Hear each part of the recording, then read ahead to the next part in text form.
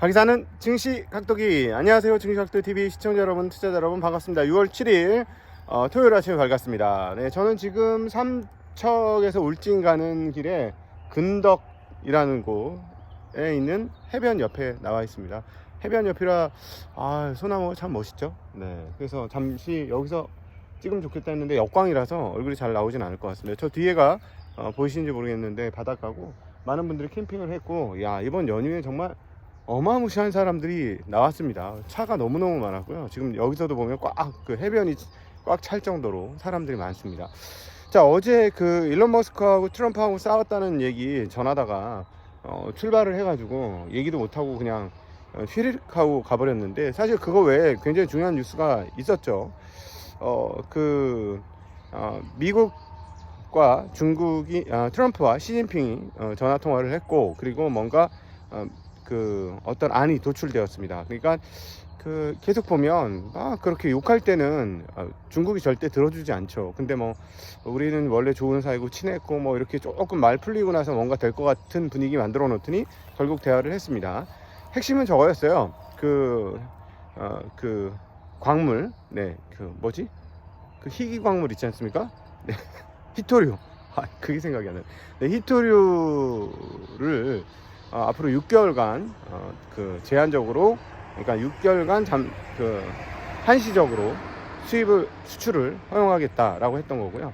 그 히토류는 미국의 자동차에 들어가는 것들이라고 합니다. 그러니까 실제로 지금 중국에서 히토류를 내놓지 않자 미국의 자동차 만들기가 굉장히 어려웠던 것 같고, 그것이 결국은 트럼프로 하여금 시진핑을 달래면서 전화를 하게 한 핵심적 이유가 되겠다. 그리고 중국의 경우는 중국도 마찬가지로 협상하기를 원한다는 걸 보여주는 대목이고요. 그 대신에 협상의 어떤 헤게모니를 지기 위해서 6개월 정도만 했다라는 뉴스 있었습니다. 그리고 전일 주간 실업 청구자 수가 많이 늘었어요. 그래서 야, 이제 진짜 실업이 느는구나 했는데, 오늘이 이제 매월 첫 주말에 나오는 굉장히 중요한 지표가 있죠. 노동부의 비농업 고용입니다. 비농업 고용이 14만이 넘게 나왔습니다. 그래서 고용은 전혀 문제가 없었다, 이렇게 나와버렸죠. 그래서 오늘 금융시장의 큰 변화는 뭐냐면 경기가 나쁘지 않네 이러면서 위험자산인 주식은 날라갔고요. 그래서 S&P가 다시 6천을 회복하는 모습을 보여줬습니다. 굉장한 강세, 1%대의 모든 지수들이 강세를 보여주었고요. 반면에 채권시장은 고용이 탄탄하다. 고용이 탄탄하다는 건 누구를 못 건드린다? 누가 못 움직이게 한다? 네, 연준이 금리 인하하도록 유도할 수가 없다, 이런 얘기가 되겠죠. 그래서 채권 시장은 아주 폭락을 했습니다. 거의 단기물 장기물 할 거 없이 모두 10bp 이상의 금리가 위로 튀면서 10년물 국채 금리는 또다시 4.5%에 가는 그런 흐름들을 보여주었습니다. 자, 이렇게 보시면 될 것 같아요. 뉴스에서도 타전하고 있는 건데, 트럼프의 정책으로 인해서 이민이 상당히 막혔잖아요. 그래서 미국인들이 경기가 좋든 나쁘든 고용은 예전에 비해 상당히 좋다. 네, 불법 이민자라든가 이민자들이 없기 때문에 그 자리를 미국인들이 채워야 하는 그런 상황들이 계속 유지되고 있다. 그래서 실질적으로 실업도 늘고 있지만 그렇다고 고용이 깨지는 않는, 그래서 실업률은 4.2%는 역사적으로 미국 실업률 중에는 굉장히 낮은 실업률이 되겠죠. 자, 그러니까 이렇게 되니까 연준이 금리를 인하할 것을 잔뜩 기대하고 있었던 채권 시장 어떻게 됐다? 네, 깨졌다. 이렇게 말씀드릴 수 있겠고, 또 그리고 고용이 살아있으니까 경기에 대한 기대감은 그대로 유지되죠. 유가 올랐습니다. 그래서 어떤 측면에서는 달러 가치가 주요 통화 대비 강세를 보여줬습니다만은, 그럼에도 불구하고 달러 표시 자산들의 가격이 계속해서 오르고 있는, 오히려 채권만 안 오르는, 그래서 계속해서 올해 나타났던 셀 아메리카의 흐름들은 여전히 조금 일부 유지되고 있다, 이렇게 보는 게 맞을 것 같습니다. 이 사이에서 원화도 달러 대비 약세였는데 약세폭이 굉장히 낮았습니다. 그래가지고 오히려 조금 눌림을 받았던 멕시코, 브라질, 한국 이런 통화들이 강세를 나타내면서 엔화 환율은 940원이 깨지는 그런 흐름들까지 보여주는 대목이 되겠습니다.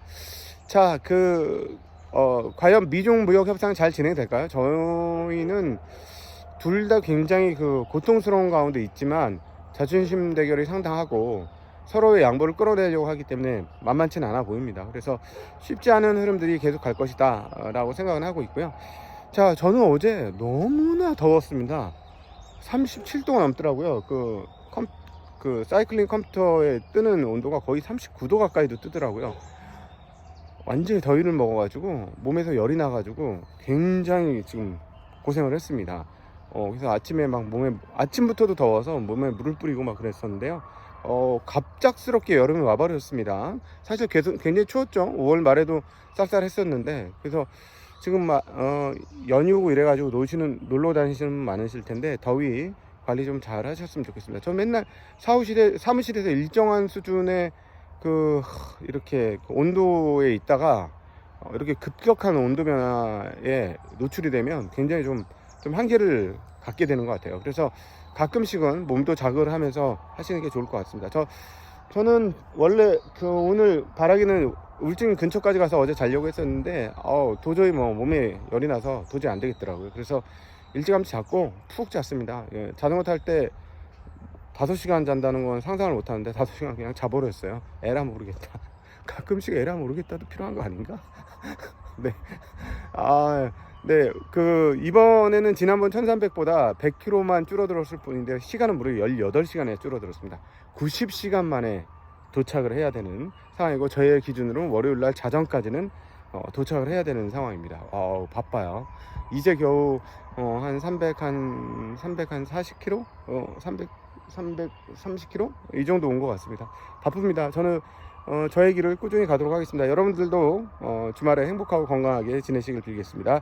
자, 그럼 인사드릴게요. 안녕.